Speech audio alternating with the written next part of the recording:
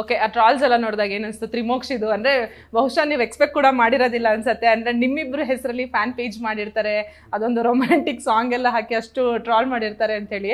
ಏನ್ ಅನಿಸ್ತು ಅದನ್ನ ನೋಡಿದಾಗ? ಈಗೇನು ಭವ್ಯ ಮತ್ತೆ ನನ್ನ ಬಗ್ಗೆ ಏನು ಕೇಳಿದ್ರು ಜನ, ಆ್ಯಂಡ್ ಮೋಕ್ಷಿ ಮತ್ತೆ ಅವ್ರಿಗೆ ಇದ್ದಿದ್ದು ಎಕ್ಸ್ಪೆಕ್ಟೇಷನ್ ಅದು, ಆ್ಯಂಡ್ ಇವ್ರಿಗೆ ಇದ್ದಿದ್ದು ಎಕ್ಸ್ಪೆಕ್ಟೇಷನು ಅದೇನೆ. ಈಗ ಭವ್ಯ ಮತ್ತು ತ್ರಿವಿಕ್ರಮ್ ಜೊತೆಗಿದ್ದಾರೆ, ಸೊ ಅವರಿಬ್ರು ಕಪಲ್ಸ್ ಆಗ್ಬೋದೇನೋ ಆ ಥರದೊಂದು ಮೈಂಡ್ ಸೆಟ್ಟು. ಈಗ ಮೋಕ್ಷಿ ಮತ್ತು ವಿಕ್ಕಿ ಜೊತೆಗಿದ್ರೆ ನಮ್ಗೆ ಇಷ್ಟ ಆಗುತ್ತೆ.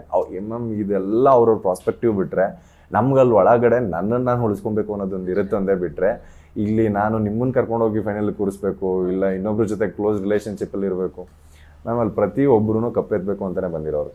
ಈಚ್ ಪರ್ಸನ್ ಕಾಂಪಿಟೇಟರ್ಸಲ್ಲಿ ವೀಕೆಂಡ್ ಬಂದಾಗ ಅಣ್ಣ ಅದನ್ನೇ ಹೇಳ್ತಾ ಇದ್ರು, ನಿನ್ನನ್ನು ತೆಗ್ದಾಕೋದಕ್ಕೆ ಎಲ್ಲರೂ ಕಾಯ್ತಾ ಇರ್ತಾರೆ.